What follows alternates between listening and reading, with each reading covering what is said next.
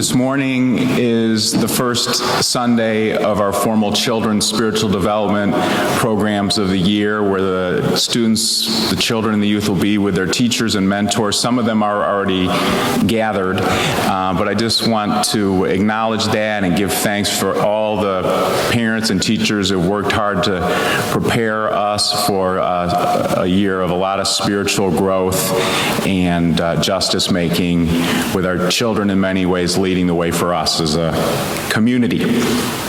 And as a segue to that, I want to acknowledge that this coming Friday is a very important day for climate justice around the country and around the globe, I believe. It's a climate justice strike led by youth around the country and many active schools and students in the Philadelphia region. So a lot of schools are having activities on their campus for education and public witness, and a number of youth and students are going downtown. Ryan, the Director of Spiritual Development, and I will be going downtown to JFK Boulevard, including with Power, our interfaith organization. So if anybody's going, we want to support the youth as best we can. You can talk to Ryan or myself, and let's just multiply the effects of working for better care of our planet. And one more point of that, on Wednesday night this week, focusing on this initiative, Power is hosting an event focusing on how, in order to do climate justice, we must have an intense, unflinching look at anti-racism work as well. So I'm going downtown to, and everyone's invited, United Methodist Church on Arch Street, 6:30 Wednesday night. All are invited. Could I ask you to just, could you come and stand with me 1 second, Bill and Ketcie? Take a minute. Take your time.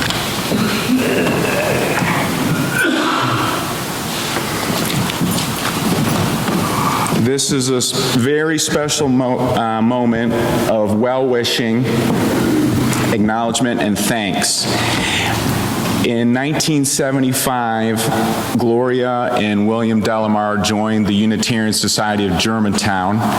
They had moved from Richmond, Virginia, where their family, their 4 children, Ketcie, Keely's not here this morning, she's in Virginia, Crowan and Dawson, they moved to Philadelphia.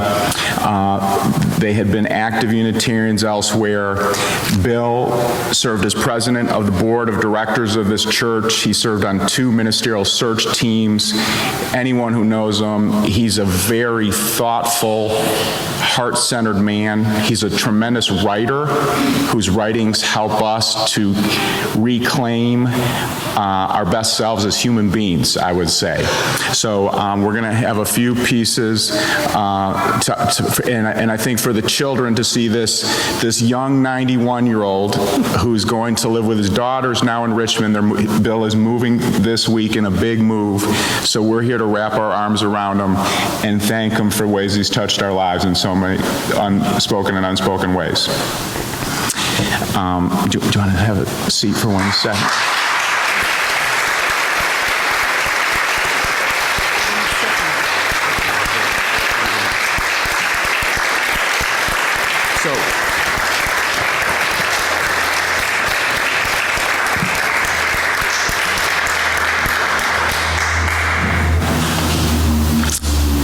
Bill and Glo were wordsmiths. They're so creative and purposeful in how they used ideas and language to reflect and promote improvements in society in the heart and mind. So it's really a treat. This morning, Ketcie is going to read segments from a sermon that Glo and Bill preached together in this sanctuary in the summer of 1988. Thank you, Kent. Hi, everybody. I'm pleased to share with you all a reading from Nurturing the Spirit by Gloria and William Delamar, delivered by them at your church on August 7th, 1988. And it's just a short excerpt from the end of the sermon, and I'm really glad the kids are still here in the room with us as well, because this is a very highly relevant message and can be life-changing for any of you. Since my parents wrote and delivered this together, you'll hear both of their voices throughout. So here we go. As each new morning breaks, we have the opportunity to give new life and meaning to our days and to nurture the spirit in diverse ways. It is beautiful the way spring slowly emerges each year. There's an aura, a halo of new life. This is a kind of reincarnation we can all believe in. It's like the leaves of last year still clinging to the tree as the new leaves begin to grow. And in our personal metamorphosis, we regrow, emerging as something a little or a lot different each time, building on what we were before. If we remember to experience growth and take caution to create new energies, we can be reborn many times in a single lifetime. This is nurturing the spirit.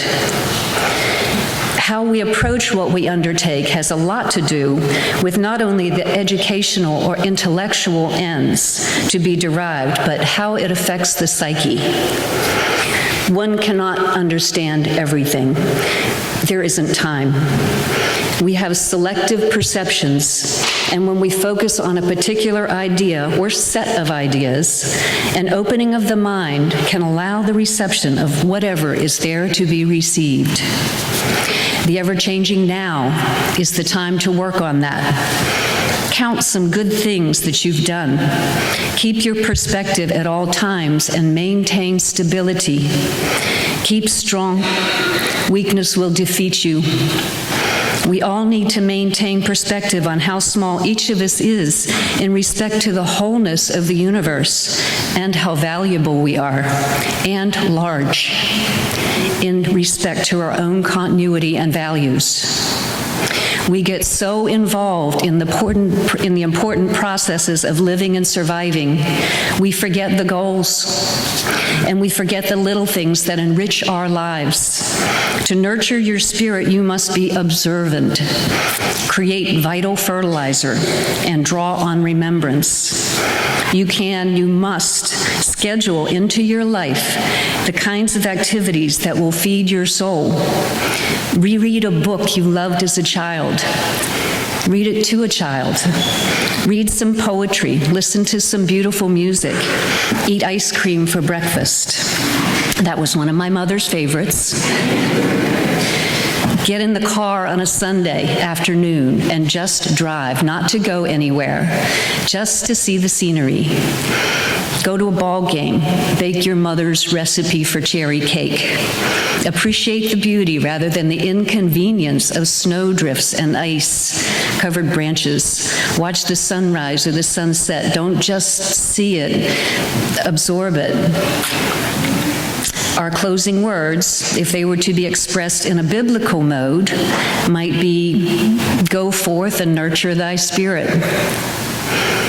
In the most casual vernacular of today, we might say, hey, get your act together and do your thing.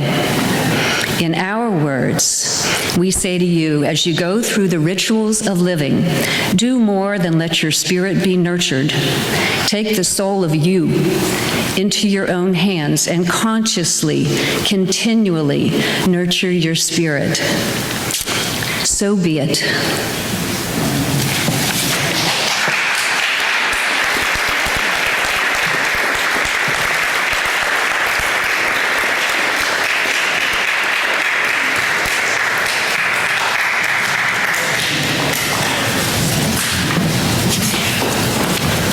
I've written a few notes here, which I probably won't follow.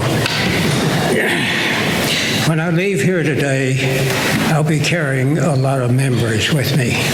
This is a very special place. It's been a very special place for a long time. It's grown probably more and more special. Can you hear me okay? Okay. This place deserves memories.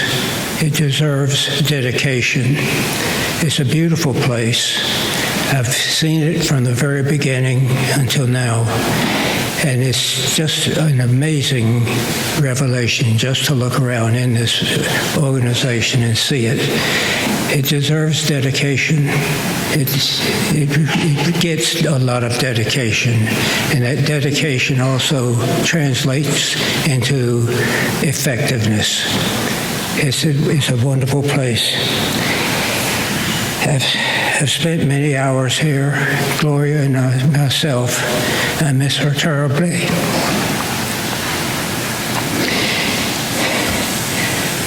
I think about a lot of the people here, people I've known over the years, people who are dedicated to doing things for people.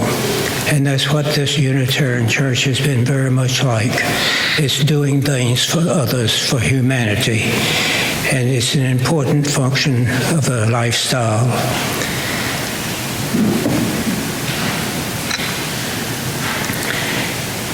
I'm 91 years old. I don't know how much longer I have to go on this earth.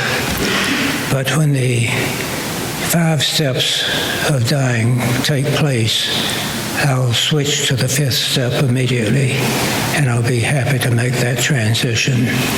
I'll be meeting up with others, and I don't know where we go from here, but I know we go somewhere because I've had some kind of indications that say that. And the 5th step is something I'll accept quickly. I just want to say to all of you, you're very special. You're very special people. You're in a place that's very special, and what you'll be doing will be helping others, and that's what we should all be doing. We're living in hard times, but it's going to change. It has to eventually. The Richmond Church was where we started out in Unitarianism, and I'll mention that that was during segregation, and yet that church was integrated. One of the presidents of the church was a black man. We got a lot of publicity about that in the Richmond newspapers, not all very favorable. But those were those times. Now things have changed, and it's moving in the right direction. Not as fast as we would all like to see it move, but it's moving.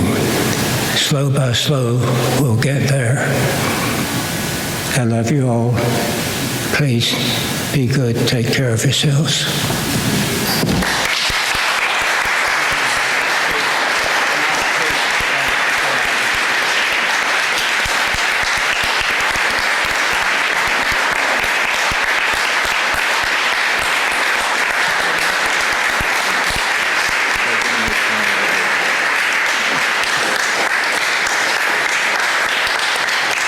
Thank you, Bill. And just to remind you, we will be celebrating Bill's time here and departure with cake afterwards in the gathering room after the service.